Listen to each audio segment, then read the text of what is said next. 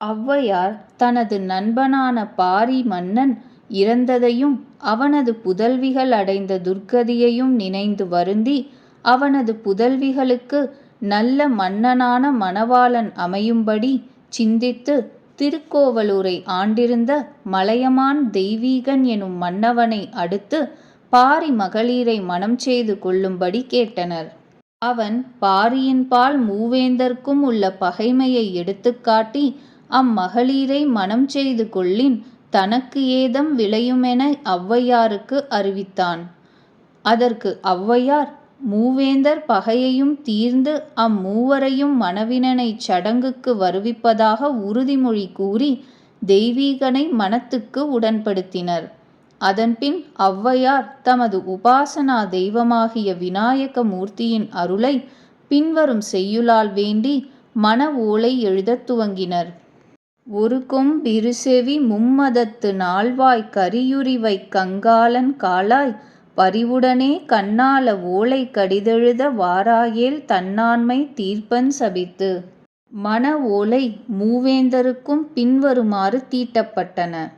சேரலர்கோன் சேரன் செழும்பூந் திருக்கோவல் ஊரவுந் தான் வருக உட்காதே மாரிமகள் அங்கவையைக் கொள்ள அரசன் மணமிவைந்தான் சங்கவையையுங் கூடத்தான்.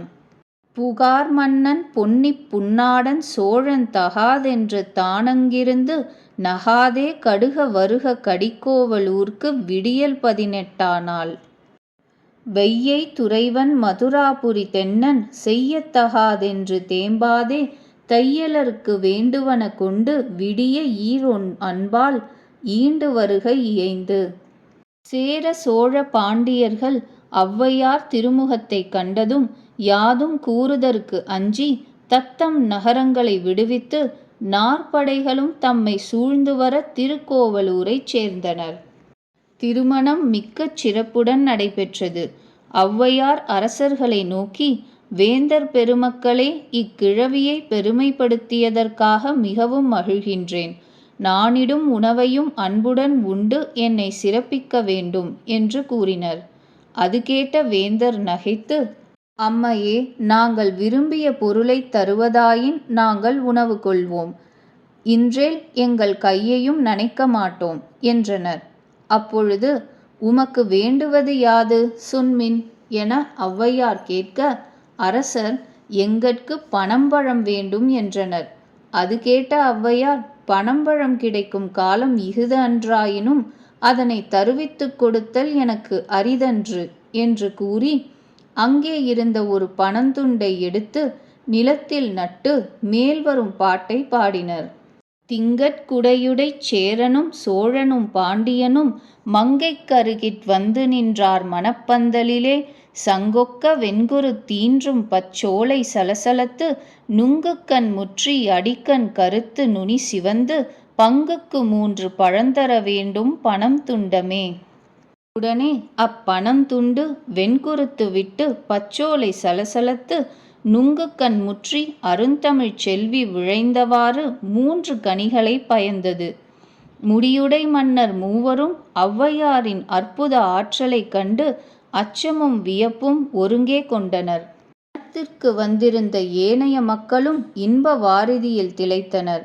பின்பு ஔவை பிராட்டியார் ஆங்கு குழுமியிருந்த மக்கள் அனைவருக்கும் மகிழ்ச்சி பெருகவும் அறிஞர் எல்லோரும் வயிறார உண்டு தேக்கவும் பெண்ணை ஆற்றை நோக்கி பாலும் நெய்யும் பெருகி வருமாறு முத்தெரியும் பெண்ணை முதுநீர் அது தவிர்ந்து தத்திவரு நெய்பால் தலைப்பெய்து குத்திச் செருமலை தெய்வீகன் திருக்கோவலூர்க்கு வருமளவிற் கொண்டோடி வா என்னும் அரும்பா ஒன்று அறைந்தனர்.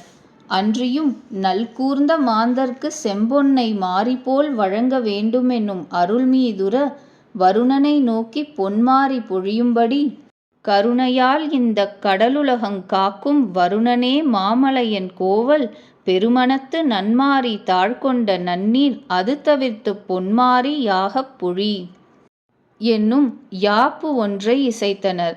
இவ்வற்புதங்கள் நிகழக் கண்ட மாந்தர் வியப்பு எடுத்துரைக்கற்பாலதோ. தெய்வீகன் திருமண நாள் தெய்வீகமாகவே விளங்கிற்று. அவன் ஔவையாரை பாரி மகளிரோடு அடிவணங்கி நின்றான்.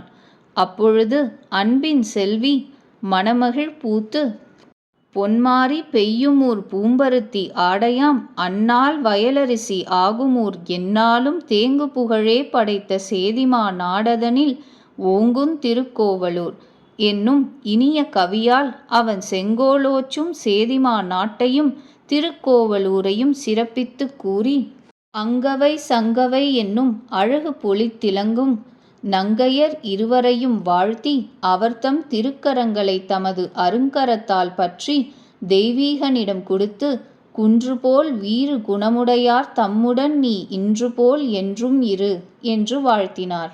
தெய்வீகன் இன்பக் கண்ணீர் சொரிந்தான். பாரி மகளிர் ஔவையார் செய்நன்றியை எண்ணி எண்ணி உருகினர். தமிழ்நாட்டு வேந்தர் மூவரும் ஔவையார் ஆற்றலை நோக்கி இரும்பூத்துற்றனர்.